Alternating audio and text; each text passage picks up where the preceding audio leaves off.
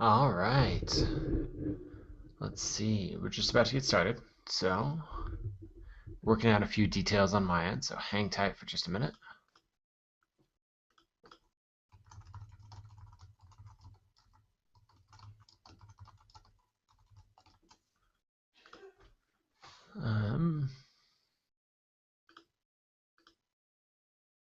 Good. We've got a handful of people in the chat, and just going to post a message there.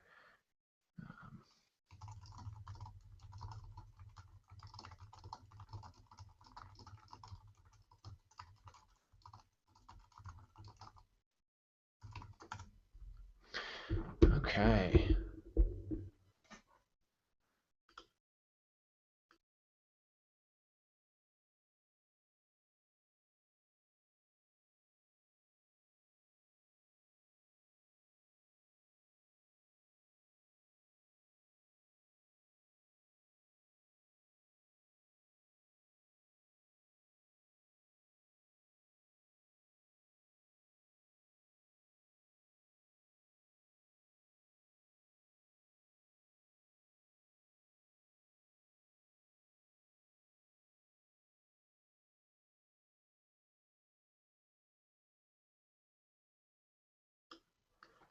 All right. I think that gives people a little bit of time to get here. The emails went out a bit late today. So let's see. First, if I can get a little sound off from the chat to make sure that everyone can hear me okay.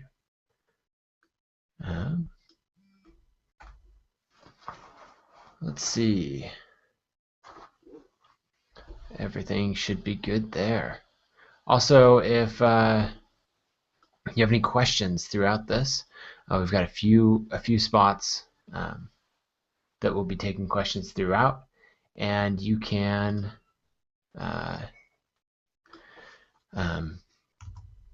save up those questions, ask them anywhere in there, and I'll answer them. So anything on the topic of email marketing is fair game. Perfect. Let's jump in. So first, let's just asking everyone in the chat, how many email subscribers do you have? If you want to just post that there in the chat, I'm curious where everyone's at. Are we at just a couple each, or 0? A few hundred? Yeah, I want to know. Let's hear it. So far, pretty quiet. Let's see. That'll give me a chance to pull up something else that I've been needing for teaching this little class. Either my chat box is not updating quickly, or you guys are just being way too quiet. Okay, we got 500 email subscribers, approximately 200, 5,000, 1,200, 10,000. Mary's got a lot at 10,000. All right, so we're all over the place, which is good. What we're covering today is fairly general, applies at different ranges of success, I guess. And so that's good. So the next question is, and this is rhetorical, how many email subscribers do you want to have? It's good to have a goal, but I find that everyone wants more. So that's you'll always be growing your list with these tactics. So I want to tell you about a guy named Ryan, and he was in the first class of ConvertKit Academy. And so what he did is, and this is, he wanted to write a new book. The book was called Application Architecture for Developers. And he, took the very first class. He had an email list of exactly 0. And, he just started going through the academy. First thing he did was got this landing page up right away, started promoting that, started sharing it, and we gave him a little help with the book graphics, but it came together really nice and really quickly. And here's what he had to say just about the Academy. He said, ConvertKit Academy is a fantastic course and one of the most valuable investments I've made in myself in a long time. And then he went on to say, by the end, I had a focused vision, clear email marketing plan, and a successful landing page that had netted me almost 500 subscribers. And so I'm interested in hearing more about how his book launch, happens when it happens, which I believe is coming up fairly soon. Caleb is saying that he just wants me on his list. Yeah, Caleb, I think I will create a special email address just to sign up for your list so I never have to read any emails. I'm kidding. Anyway, so this is a case of, with Ryan, he figured out fairly quickly how large that he wanted to grow his list, and then using ConvertKit and ConvertKit Academy, went through and actually started growing it. So, but before we get into too much of that, let's talk about why email. If you read my blog at all, or if you've been on my email list, then you hear me talking about email marketing all the time. And there are three big reasons that I love email, and those are consistency, conversions, and control. I was lucky enough to find three words that all started with C. Anyway, let's jump into consistency first. So this comes with a little story. Back in, I think it was November 2011, I wrote a blog post, and the post was titled "How I Made $19,000 on the App Store While Learning to Code." And you can see from this traffic graph here that things were going well. I went from, maybe 1,000 email subscribers on the first day to, sorry, that's not right. 1,000 visitors in October to 56,000 visitors in November. And I thought I'd made it as a blogger. I was pretty thrilled. And so, I was a little surprised to watch the next month when traffic just dropped. I mean, it's a little higher than, December is a little higher than October, but not by much.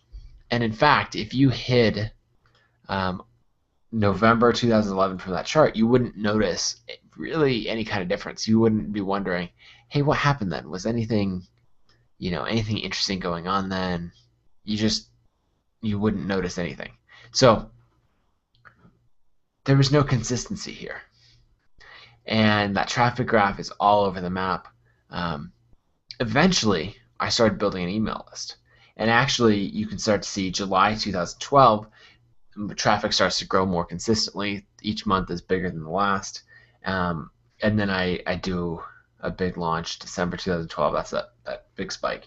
But that's when I started growing an email list. So I want you to look at how traffic is all over the map there, but email subscribers are pretty consistent. So if you take a look at this graph, these are my email subscribers over time. It just consistently grows. Effectively, you're going to gain a certain number of email subscribers every month, and then you're going to lose a certain number each month.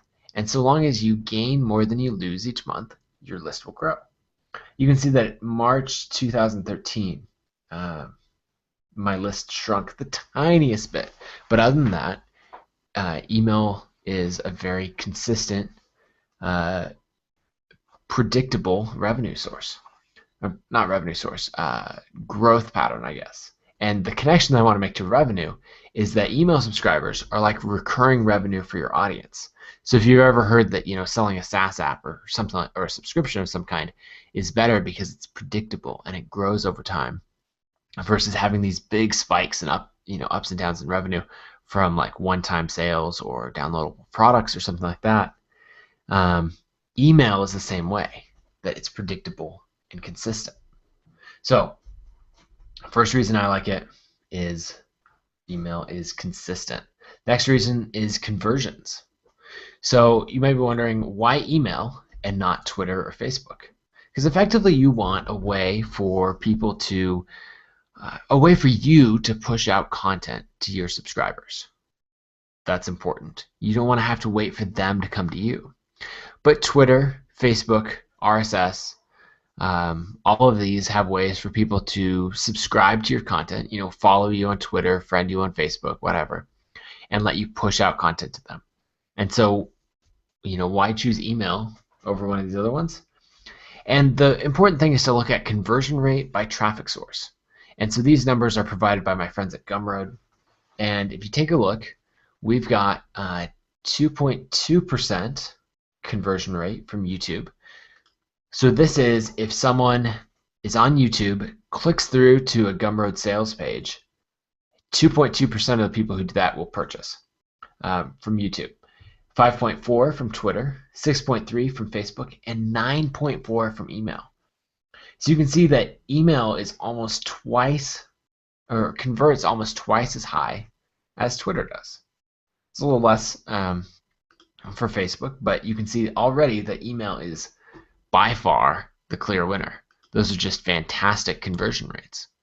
Now, what you'll see is that this actually isn't isn't all of the story. And there's something else that's really important, and that's the average click rate. So what I did to figure out these numbers is I took my absolute best performing tweets of all time, like the ones that got the most people to click on them. And the best I ever got was 3.1% of my Twitter followers to click on a single tweet. Now, I took some of my poorly performing emails that I was actually trying to get, where the goal was a click. Oftentimes, my emails include all the content, so I'm not trying to get people to click to go anywhere. I'm just trying to get them to read the email. But in these emails, I'm trying to get people to click through. And 29.5% is pretty standard or on the low end of what I can do. And so when you combine those two, because remember we're looking at conversion rate. Well, first we're looking at, if we post it out there, how many people will click on it, and then of those people who click from each traffic source, how many will buy. And so we combine those numbers, and what that tells us is if we promote a link to 1,000 Twitter followers and 1,000 email subscribers, what you're going to get is 31 clicks from Twitter and 290 clicks from email. And when that comes out to sales, that means that we're going to get 1.7 sales from 1,000 Twitter followers and 27 sales from 1,000 email subscribers. So what that means is if you post a tweet linking to a sales page to 1,000 Twitter followers, you're not even going to get 2 full sales. So work out those numbers, and you see that an email subscriber is worth 15 times as much as a Twitter follower. And I've got a blog post on the ConvertKit blog that dives into these numbers some more. But that just goes to show that you focus on email over Twitter and Facebook because you want higher conversions. All right. And next, and the last reason is control. So let's say you want to build an audience. You're going to do that on a platform. You could pick any platform, let's say. What about this platform? Right? A few years ago, you could have built quite a sizable audience on MySpace. Where would you be at now? Right? MySpace has closed down. They haven't closed down. They've effectively died off. And that's not good. So you wouldn't be in a good position if you'd built your audience on MySpace. What about this one? Google Reader. Let's say you built your audience on RSS. You own that one. But people noticed a huge decline in their RSS reader counts and that kind of thing when Google Reader shut down. Let's go through some more. What if you built your audience on Facebook? Well, it wasn't too long ago that Facebook announced a change where only 10 to 15% of all of your followers will even see your content. It's just because you have 500 likes or 1,000 likes on Facebook doesn't mean that Facebook is even going to give a large portion of those people even an opportunity to see your content. So that when you build on a platform, they're in control. And these platforms come and go. So what if you build your audience on a dying platform? You're gonna be in trouble down the road. So let's say you build your audience um, on email. And let's say you decide you don't like your email marketing provider. You want to move to someone else. That's as hard as exporting a CSV and then importing that CSV into another provider. You might lose a little bit of metadata, but you're not locked into a specific provider. Email is not going away. It's been around for decades and it is continuing to be incredibly popular. And so the last reason is that you want control over your audience and the ability to reach your subscribers and followers. So 3 reasons why email. First, you want consistent, predictable audience growth. Next, you want the highest conversion rate of any platform. That's obviously email. And then finally, you want control and you want to be able to own your list. So let's take some questions. So the first question that I've got is here from Tom, and he's saying, do you send specific content to email subscribers who didn't convert? Definitely. So if you're sending or the easiest example of this is with a launch campaign. Say you're building up to launching a book, and you're trying to get a certain number of people there to, or trying to get everybody to buy the book, and then let's say a bunch of people buy on launch day. Day after launch, you're going to send a reminder email saying, hey, the 24-hour sale is ending, or something like that. And you're going to filter out people who already bought versus, so that they're not getting a reminder about it, a reminder to purchase because they already did. So yeah, I send different content to those people who didn't convert because, yeah, you obviously don't want to keep pestering them about purchasing. Let's see. I don't see any more questions coming through at the moment. Just going to check one more time. All right, if you have a question, post it in the chat, and we've got a couple more opportunities to take questions throughout this call. So let's see. Actually, there might be something else I can check. Our chat box has been having some issues lately, and so I just want to make sure we didn't miss any questions. All right, moving on. Let's cover some tactics. So let's say we want to grow an email list. First, you need an incentive.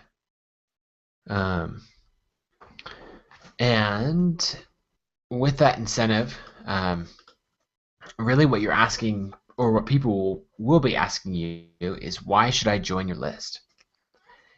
And so it's a good question. Nobody cares about the fact that you want an email list of 500 or 1,000 or anything like that. They only care about what they want. And so you need to answer that question. What's in it for me? Why should I join your list? Neil Patel, who runs QuickSprout, has some details here on his site, and he says, if you join my list, you'll get a free course on how to double your traffic in 30 days. He's even putting a value on it, and that kind of thing. And now, so that's clear. It's obvious why you should join his list. I have a few other examples. Here's one I wrote, a free PDF I wrote called the Productivity Manifesto. That's my incentive. And so if you join my list, you get that, that free ebook sent to you. Now, also, let's take, here's another one that I wrote called A Brief Guide to Selling Digital Products. This is another incentive for signing up for my list. There's the email opt-in box there. You can do all kinds of things. Those were PDFs. This is a video course that I did on designing with CSS3. So for the design side of my audience. And then, of course, this class right here that you signed up for, the sign-up page for that, Email Marketing 101. A free webinar, a free course is an incentive to sign up for a list. So you can see there's all kinds of different things. I'll run through a few others really quickly. Um, let's see. Here's a common incentive that I see people using who are writing a book, and that is, and I did it myself, and that's sign up to hear when the book launches. I'm not really offering anything then. You could say something like you'll get a discount when it comes out, um, that kind of thing. And then a few others really quickly, is like I'll give away a bunch of free content in a blog post, and then at the bottom of the blog post, have that sign up to hear when the App Design Handbook is available. That type of thing where you're giving whatever it is, whether it's an incentive like an ebook or something else like a discount or sign up to hear when this is available. You're at least giving some kind of reason. Here's the last example that I'll show you of an incentive, and this is a free email course. So it's my Mastering Product Launches course. I use this, when I go on other people's podcasts or write guest posts, that kind of thing. I link to this page, and when people sign up for this email list, they get a ConvertKit, drip email course that takes people through, launch strategies, that kind of thing, all for free. So those are a bunch of different examples of incentives. And I actually showed you a bunch of different examples of landing pages. And so we'll get into the details about landing pages. Because that's what you need next. So what makes a good landing page? And there's three things. So first, a single call to action. So what you need is, instead of let's say a sidebar, links going every different direction, all of that, or something saying like pre-order my product or sign up for my email list, you want to cut all that out and you want to just focus on the one thing that you want visitors to this page to do, which is sign up for your email list. Once you have them on your email list, through a drip campaign or whatever else, you can get them to pre-order the book or anything like that in an automated way. But on that landing page, it needs to have just one purpose. Next thing is it needs to have no extra fluff. And so that means that if you cut out your top navigation on a landing page, that's the stuff that goes to your about page and your contact page and all that. If you cut that out, your conversion rates will increase because there's fewer ways for people to get lost. They'll be more likely to be driven towards that single call to action. The third thing is a strong headline. So you don't want a headline that's just the name of your product. You want a headline that draws people in, that gets people to read the page, that gets people excited about it, or it speaks directly to a pain that they have. So a few examples. Let's see, on my ebook authority, one pain that I'm speaking to is that you can't make money publishing a book, or that the authors of technical books don't make a living. It's not true, or it doesn't have to be true. And so my headline speaks directly to that pain. And finally, the fourth thing, I told you there are three, but it turns out there are four. I like to add a "what is this page about" graphic. And what that usually is a book, an iPhone app, or like an iPhone graphic, something like that, that as soon as you come to the page, it tells you, here's what you're looking at. So instead of, we've all come to those pages where you're not really sure what's going on, or like, what kind of product am I looking at, that kind of thing. But if you come to the page and you immediately see a giant book graphic, then you know, oh, this is for a book. Or you see an iPhone app, or like a screenshot on an iPhone, okay, I'm looking at an iPhone app. That's why SaaS apps like to have big screenshots there. It's just graphics tell you right away what you're looking at. So the four things: single call to action, no extra fluff, a strong headline, and then a good graphic to describe the page. All right. on to some more questions. Let's look at this. Okay. So another question. All the examples I've seen are about ConvertKit with books. I'm running a freemium SaaS platform, hoping to increase conversion to paid. Yeah, so most of the people using ConvertKit are selling books or training courses or downloadable products, and that's just a function of that's most of what I sell, and so most of what I talk about, and so people follow me and read my blog posts for those sort of things. But there's no reason you couldn't integrate it with a SaaS app or something else. Just keep in mind that ConvertKit is much better at pre-sales marketing, and so it's really good for things like a drip course that automatically or that gradually sells them on an upgrade or something like that. If you have a ton of data about your users, like when they log in, and you want to do life cycle emails, so that would be to get them to upgrade from one plan to another, things like that, then I would probably check out a different platform that has a little bit more of that focus. But yeah. All right. Sean is commenting that a 30% click rate on an email is amazing. And it is. But I would say that that's on emails where the entire focus is to get a click on the email. And I'm able to achieve that pretty often. The emails that would be like, hey, here's the blog post, go read it here. Or I'm trying to think of other examples. The book is live, go get it now. That kind of thing. And 25 to 35% click rate is not too hard. Let's see. So another question, someone's interested in learning more about how you've used ConvertKit Academy to increase activation plus paid users on ConvertKit. Sure, and I'll get into this more in just a little bit. But the biggest thing is that, let's say you run a SaaS app, a big issue you have is churn.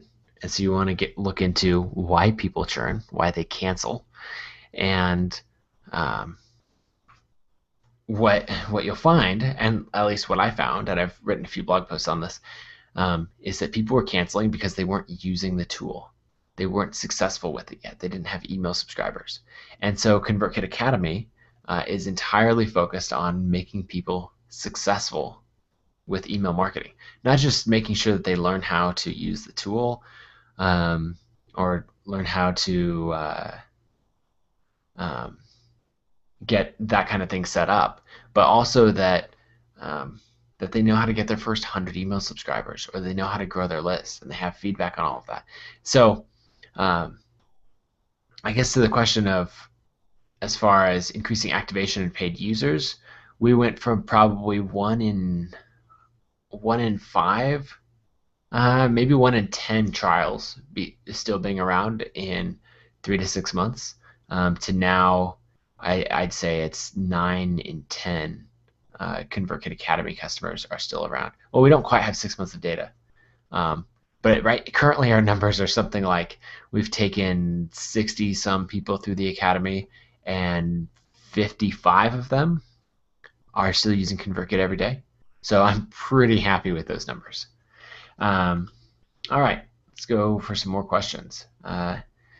Is it easy to make a drip course about a technical topic with code and examples? Yeah, it's super easy.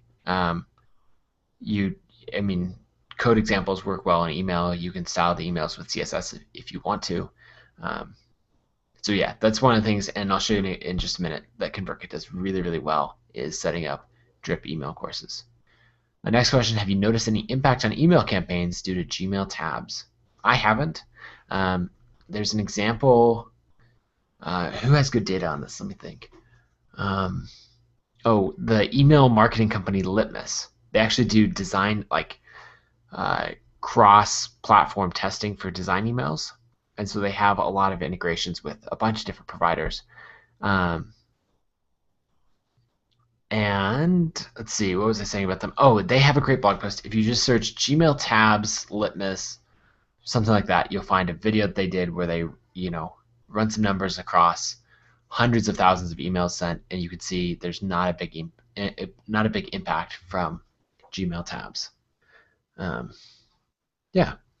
And let's see, next. How much is too much when you're inviting people to connect to you socially?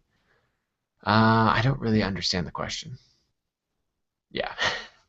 I don't know, don't be weird or creepy, but just talk to people, have conversations. Yeah. Another question. Do you have any plans for connectivity with ConvertKit and Gravity Forms or lead pages?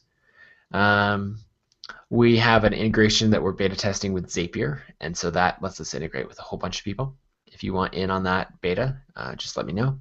As far as new features coming down the road, we just added some really awesome stuff with new landing pages. We've got 3 new landing page templates, a visual editor. You can change colors on the fly, all kinds of cool stuff with that. Those are the new features coming out. Yeah, and Mary's just commenting that she uses Litmus, and it's totally worth it. So I know the guys who run Litmus, and it's a great company.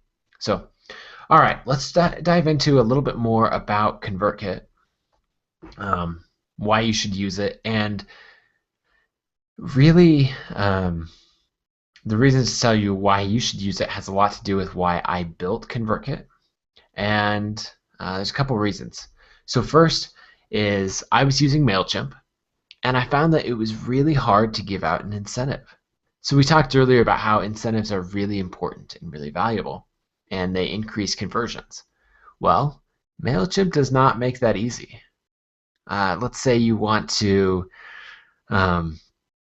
send out, once people subscribe, you want to send them the PDF for the incentive. MailChimp, you can do it, but you have to hack around their system. And actually, if you want to customize those emails, you have to use their translate feature because they don't actually let you do it normally. So you have to translate from English to English. It's really, really hackish. Anyway, so that's one reason. Second reason is that you can only have one form per list. And so let's say you have a list for your blog. Even if you do figure out how to give out an incentive, you can only give out one per list. And you really don't want to have multiple lists in MailChimp because you can't segment between lists. So that's a nightmare. And then the third reason is that it's really difficult to create email courses. So MailChimp treats each email, and actually a lot of the email marketing providers do this, where they treat each email in a sequence totally different from the other, and so they're not tied together, and so you can't refer back between them. It's just such a pain to set up autoresponders or email courses.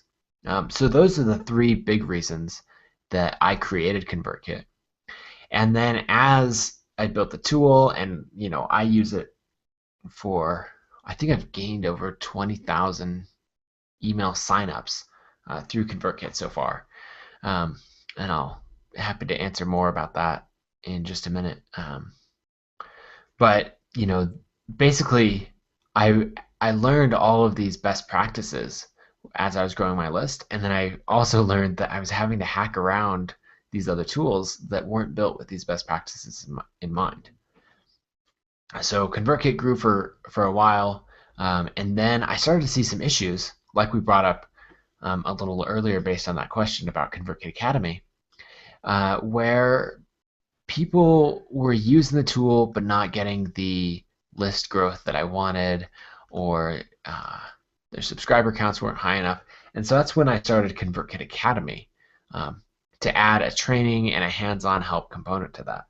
So here are the reasons really that I started ConvertKit Academy. And first I found that people didn't know exactly what they should be doing. And so using ConvertKit, I wrote an email course that takes people through creating an incentive, setting up that opt-in form, finding traffic. So it's not just we're like, oh, here's a tutorial on um, how to get a form on your page. We go in much more detail and say like, okay, here's how to find traffic. Here's how to get visitors to your page, because you can't get email subscribers if you're not first getting visitors. So, and then we dive into what's holding you back, which to me is the most interesting part. And that is where we just ask, okay, you've gone through this course, you've got the training. How come you don't have email subscribers yet? And there's always something holding people back. And it's something like, well, I don't have a good book graphic, or I don't know what my incentive should be. Or it could be technical things like I don't know how to get this working with my WordPress site, or any of those things. And so what we do is we just say, okay, now that we know what's holding you back, we fix it for you. And so that means, on our Google Hangouts, just answering questions right then, walking people through exactly what their incentive should be, solving strategy things, getting, CSS conflicts worked out in styles. When something conflicts with like your existing WordPress theme or something like that. We just, whatever is holding you back, we get the answer to that and we fix it. And so another example of that is people will say like, oh, I don't have a good book graphic. And so I'll pull up Photoshop and we'll, using one of our templates along with a great icon, we'll design some book graphics. And it works really, really well. So included in ConvertKit Academy is everything along those lines. So we've got that training course on how to get your first subscribers or how to grow your existing list. And then we have a bunch of incentive templates. There's quite a few more than are shown here. But lots of different templates for building and growing your list. And we found that well-designed templates really increase conversion rates. So the next two things that are included is we do 2 live Google Hangouts where we get the 10 people in ConvertKit, and we limit each ConvertKit Academy class to just 10 people so that we can do that hands-on help. So we get as many of the 10 people as can show up to that Google Hangout as possible on the call and just talk through, okay, do you know what your incentive is going to be? Do you know how you're going to grow a list? What questions do you have? And everyone can learn from the individual advice, and then you can also learn from the advice that everyone else got. And time and again, people say that just one of those calls was worth doing the entire ConvertKit Academy.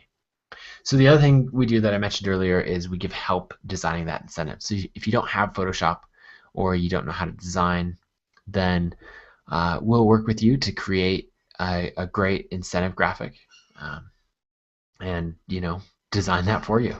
And people really, really love that. The final 2 things are that ConvertKit Academy includes your first 6 months of a subscription to ConvertKit. And so that's normally $50 a month. And so that subscription alone is worth $300. And so normally we charge $300 just for the course and training, at least. Actually, I don't do any consulting, and so really ConvertKit Academy is the only way to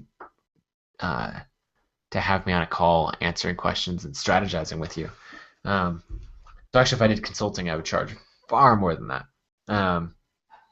But those combined with the 6-month subscription of ConvertKit just makes it really, really valuable. And then finally,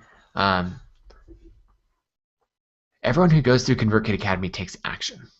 A lot of these people have described working through or having their ideas to grow a list for a long time, or slowly making progress, or tiny amounts of growth over months and months and months. And then after going through ConvertKit Academy, they have the incentive and the timing and the motivation all and the help all at one place so they can really take action and make a huge amount of progress in really just a week or so.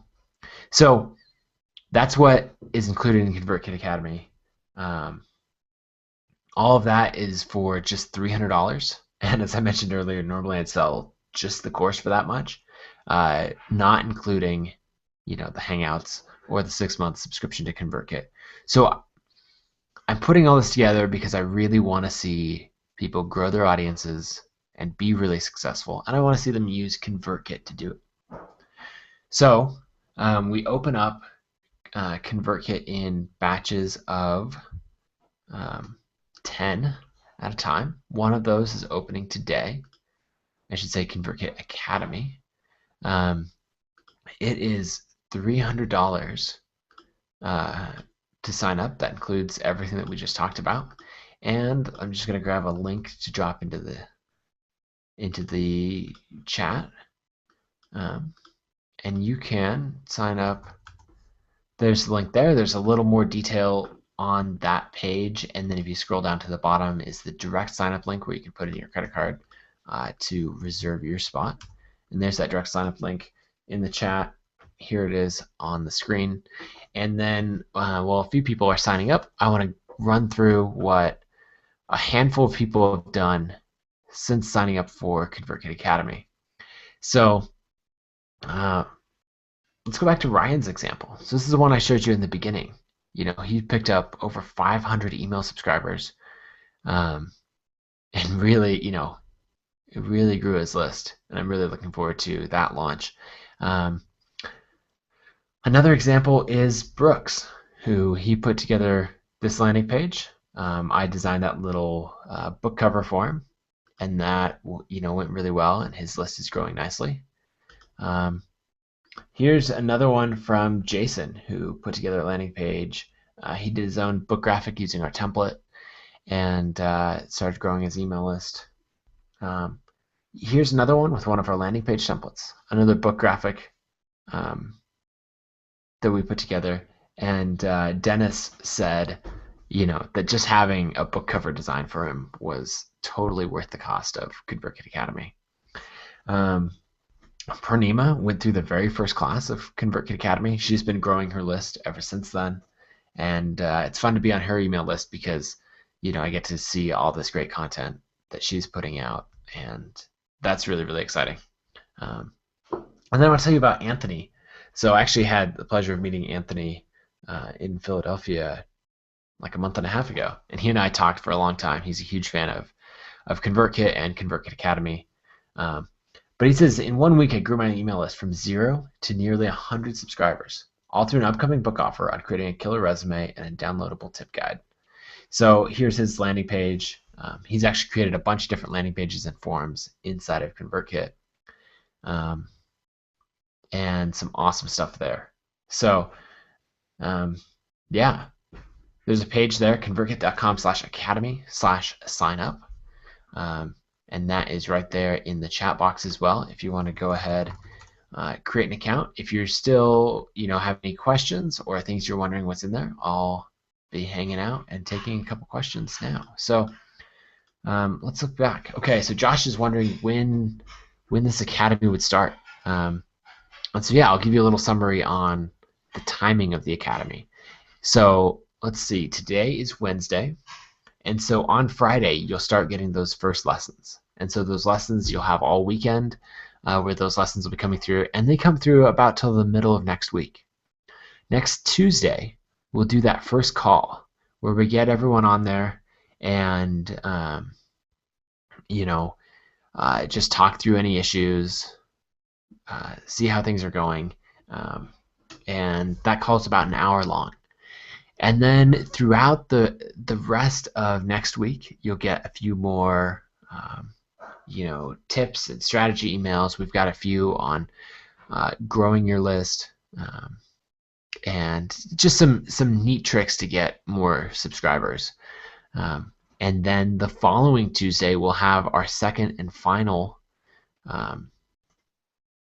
Google Hangouts call where we all get on there again. And that first call tends to all be strategy, and that second call tends to all be like implementation details. Um, and yeah, so that's the schedule. After that, the academy ends. We've got a few more lessons that drip out over time. But yeah, that's the schedule for the academy. And then very, very soon we're launching the ConvertKit Academy alumni group, which that gives you access to ongoing monthly calls and a group where you can have discussions with other Academy members, get feedback on your landing pages, all that kind of thing. So that's starting really soon. So next question is from Tom. And Tom's asking, how many email subscribers do you have in total? That's a good question. I think it's about 18,000 right now. But I have some from another source that I haven't pulled in recently, and so I'd have to check exactly how many that is. And let's see, technical question. Is there any way to have a user sign up to a list when they make a comment on your blog? Is there an API available? Okay. So I'm going to give you two parts to this answer. One, yes, there is an API available. It's still in the early stages, and so, but you can work with one of our developers. We're happy to show you how everything works. We have a WordPress plugin, so you can easily get all of that set up. Easily get forms or landing pages embedded in your WordPress blog. So yeah, totally possible. Here's the other part of an answer to my question, or an answer to your question. I don't think you should sign when someone makes a comment on your blog. You should not sign them up for your email list. Email marketing is all about permission, and so you need to make it clear that when they sign up for your email list, that's what they're doing. They're going to get emails from you. People are not expecting, hey, if I comment on your blog, that I'm joining your email list. That's not a good thing. And so I do not recommend going down that road. Josh is asking, what time are the Tuesday calls? They vary a little bit, but they're usually at noon Eastern, 9 a.m. Pacific. All right. Tom's asking, what are the differences between ConvertKit and its competitors, like Rob Walling's Drip, etc. So, oh man, there's so many email marketing companies. Couple things. One, we focus really, really heavily on education. And so we don't just give you the tool. We've got a whole bunch of training to go with it. The next thing would be we focus more on growing a list from multiple sources, like if you want to give away incentives, that kind of thing. Whereas Drip is pretty well focused on, giving those drip email campaigns. Now, Drip is also really heavily focused on SaaS applications, and so I think that Drip is probably better for SaaS apps than ConvertKit. And so if you're running a SaaS app, I'd probably go that direction, or at least heavily look into Drip over ConvertKit. If you're selling downloadable products, info products, Photoshop plugins, anything like that, I'd go for ConvertKit over Drip. So they have slightly different focuses. There's also another class of product that's more in like the lifecycle marketing, and that would be like a customer.io, some things like that. Anyway, hopefully that helps. As far as some of the other competitors who I normally compare ConvertKit to, like MailChimp and Aweber, there's a lot of different things. Kind of what I went over about easy to use multiple forms, better segmenting of your subscribers, really easy to set up, email courses or autoresponders, that kind of thing. I actually recorded, and I'm going to go to the ConvertKit blog and find this. I've recorded a video about 3 reasons you want to use ConvertKit instead of MailChimp. So if you want to, I'm going to drop the link in now. If you want to watch that after this call, go ahead. That should answer some questions. Katie's asking, is it worth switching to ConvertKit when I already have everything set up and working with MailChimp? What are the main benefits? Oh, okay. Watch that video. you'll see some really big reasons that you'll want to check out ConvertKit, because you'll run into those issues with MailChimp really, really soon. And if you come through the academy, we'll help you get everything ported over, new sign up forms built into your site, all that kind of thing. Yeah. And I was just looking through the chat. The gentleman who let's see. Oh, with the email signups versus comments for people who comment on the blog, looks like that's with an opt-in checkbox. So that's fine. And yeah, you could make that work with ConvertKit, because you can just send a post to our API to subscribe someone to a particular course. So any other questions about ConvertKit, ConvertKit Academy, email marketing in general, anything like that? Again, I'm going to drop in the direct link to go sign up for ConvertKit Academy. It's capped at just 10 members, and we've got a handful of those spots. Looks like they just filled up. And as soon as I get off this call, I'm going to send out an email to the full list with direct links to sign up. And so those spots should fill up really, really quickly. Yeah. Let's see. My email address is just nathan@convertkit.com. So if you have any questions, you can get in touch with me there. Sometimes I get a little behind on email, but I will always try to, stay on top of that. And let me know if in the future you have any questions. And look forward to seeing you inside ConvertKit Academy. Thanks for joining us on this call, and I will talk to you all later.